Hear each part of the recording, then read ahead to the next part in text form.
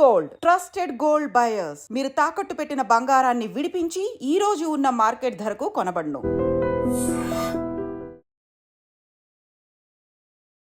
Hi hello నమస్తే, welcome back to iDream media. ఈరోజు మనతో ఉన్నారు లెజెండరీ స్టాక్ మార్కెట్ అనలిస్ట్ అయిన ఏఎస్ చక్రవర్తి గారు. సో ఇక ఇండియా పాకిస్తాన్ వార్ ఎంతవరకు ఉన్నా కానీ ఇది స్టాక్ మార్కెట్పై ప్రభావం ఏ విధంగా చూపించే ఛాన్స్ ఉందంటారు? ఆఫ్టర్ ఎఫెక్ట్స్ వల్ల మనం ఏమైనా నష్టపోయే అవకాశం ఉందా? మార్కెట్లో కాస్త డ్రాప్ డౌన్ ఏమైనా జరిగే అవకాశాలు కనిపిస్తున్నాయా? ఇవన్నీ కూడా తెలుసుకుందాం. నమస్కారం sir.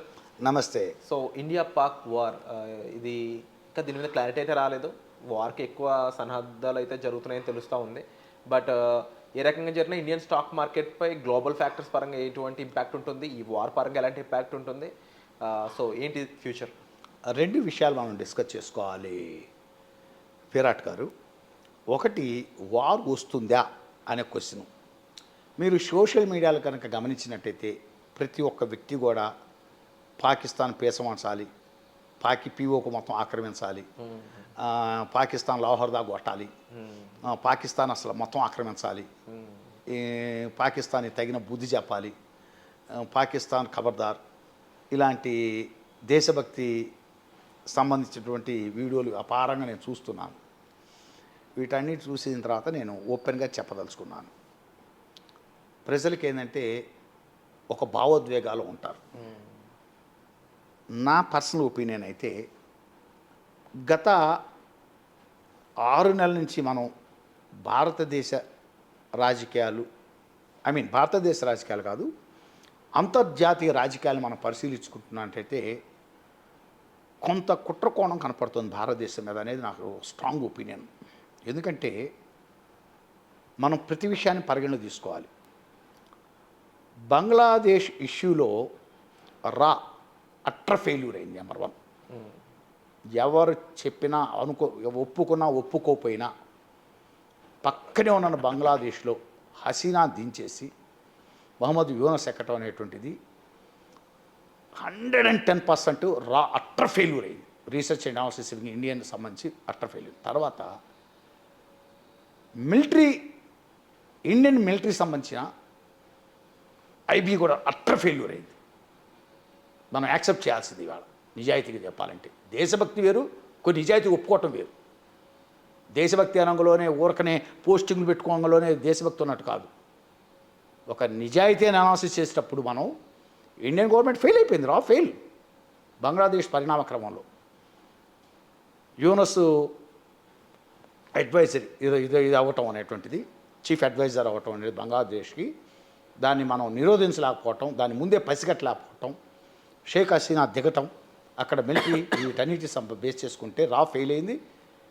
Indian military agencies fail అయినాయి, ఐబీఎస్ ఫెయిల్ అయినాయి, ప్లస్ బోర్డర్ సెక్యూరిటీ సంబంధించినటువంటి ఐబీ కూడా ఫెయిల్ అయింది, ఇంటెలిజెన్స్ కూడా ఫెయిల్ అయిపోయింది. నో డౌట్ 3 ఫెయిల్యూర్స్ అవి.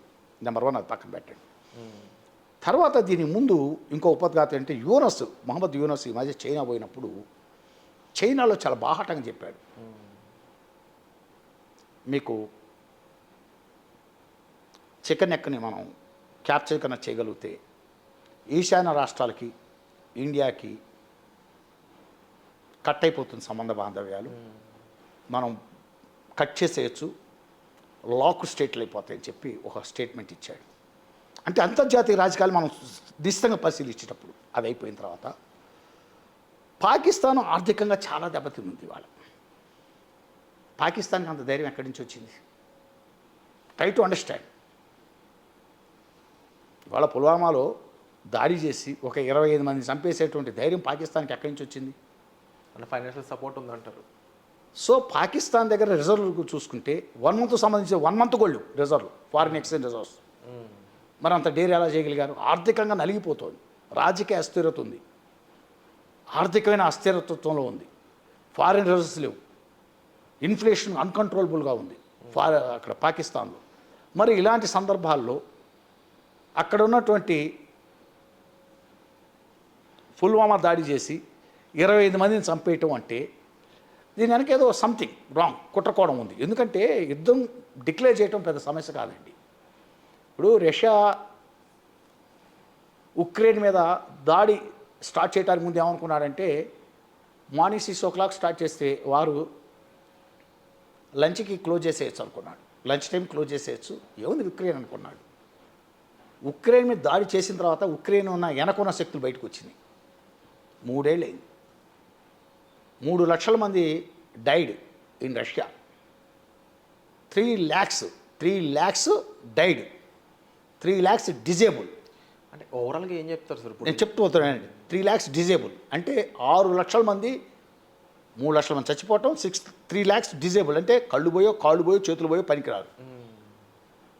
రష్యా ఏ పరిస్థితికి వచ్చిందంటే, అంతకుముందు ఫర్ ఎగ్జాంపుల్ తీసి చెప్తున్నా, రష్యాలో ఒక సోల్జర్కి 50,000 అనుకోండి, ఇవాళ 1,50,000 శాలరీ ఇవ్వాల్సిన పరిస్థితికి వచ్చింది. దొరకట్లే సోల్జర్స్. Try to understand. 3 సంవత్సరాలు ఇరకపోయాడు. ముందుకెళ్ళకపోతున్నాడు, వెనకెళ్ళకపోతున్నాడు. ఎందుకు చెప్తున్నా అంటే, వారు డిక్లేర్ చేయాలి, పాకిస్తాన్ని తొక్కేయాలి. ఇవన్నీ పక్కన పెట్టండి. ముందు ఇక్కడ అసలు ఏం జరుగుతుంది, అంతర్జాతీయ పరిణామం అంటే అంతర్జాతీయంగా ఏం జరుగుతుంది. దట్టు బంగ్లాదేశ్ మాజీ ఆర్మీ జనరల్ వాళ్ళ స్టేట్మెంట్ రిలీజ్ చేశాడు. మీరు పాకిస్తాన్ మీద దాడి స్టార్ట్ చేయగలోనే ఈశాన్య రాష్ట్రాలని క్యాప్చర్ చేస్తారు. ఎస్, మేము చికెన్ నెక్కని క్యాప్చర్ చేయడానికి ట్రై చేస్తూ ఉంటున్నాడు. అందువల్ల ఆచితూచి వెళ్ళాలి. ఇంకోటి, చైనా నమ్మటానికి వీలేదు. చైనాను అస్సలు నమ్మటానికి వీలేదు. చైనా చాలా 1962లో యాక్చువల్ నెహ్రూ గారిని చాలా దారుణంగా మోసం చేసింది చైనా. యాక్చువల్ చెప్పాలంటే ఆ రోజు ప్రతిపక్షం సరిగ్గా వ్యవహరించాలి నెహ్రూ గారి విషయంలో.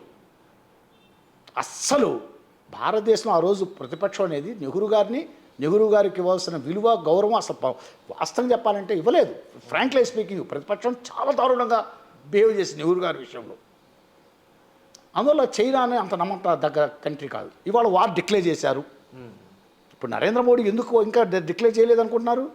వార్ డిక్లేర్ చేస్తావు ఒకసారి పాకిస్తాన్తో, ఏమో బిహైండ్ ఎవరున్నారు ఎవరు తెలుసు.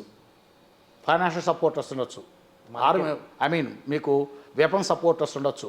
ఓ పక్క బంగ్లాదేశ్, ఓ పక్క చైనా, వీటన్నిటిని బేరీజ్ చేసుకోవాలి. వార్ డిక్లేర్ చేయడం ముఖ్యం కాదు స్ట్రాటజికల్గా.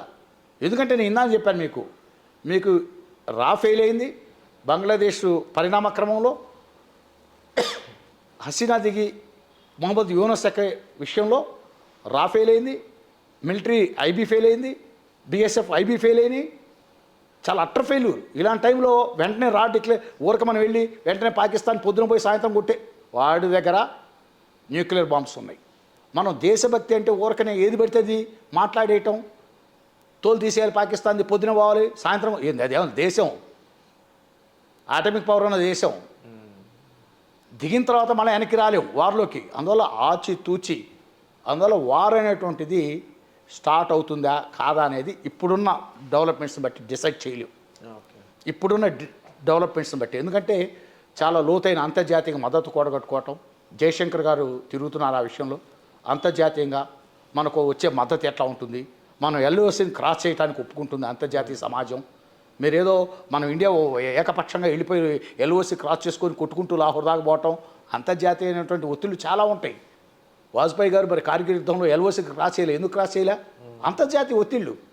ఇందిరాగాంధీ గారు లాహోర్ దాకా పోయి పోలీస్ స్టేషన్ మీద జెండా ఎగరేసి వచ్చింది 1971 వార్లో.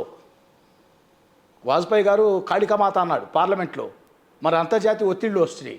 లాహోర్ నుంచి మళ్ళీ ఎల్ఓసి యువతలకు రావాల్సి వచ్చింది. చాలా విషయాలు పరిగణలో ఉంటాయండి.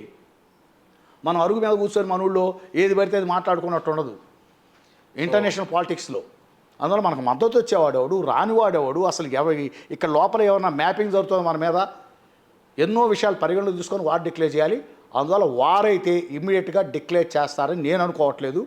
కొంచెం అంతర్జాతీయంగా ఉన్నటువంటి పరిస్థితులు, మనకు వచ్చే మద్దతులు ఇవన్నీ చూసుకొని ఒక 4-5 రోజుల తర్వాత కానీ ఓ డెసిషన్కి రారు.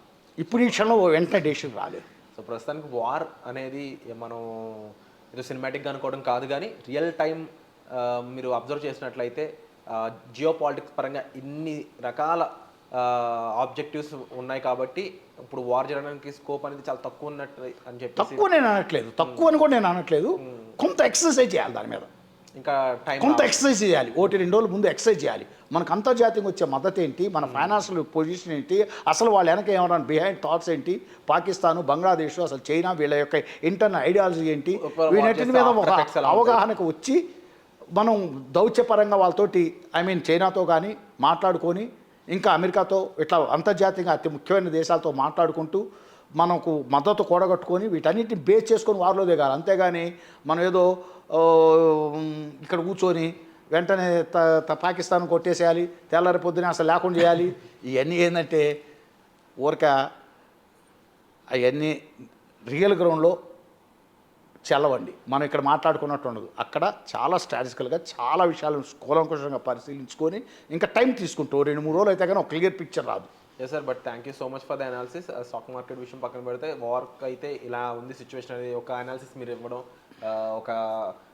ఒక రకంగా పాజిటివ్గానే కనిపిస్తుంది. సంహవ్ మనం ఇంటలెక్చువల్గా బిహేవ్ చేస్తాం కాబట్టి ఇంటర్నేషనల్గా, సో వేచి చూడాలి ఏం జరుగుతుంది నెక్స్ట్ అనేది.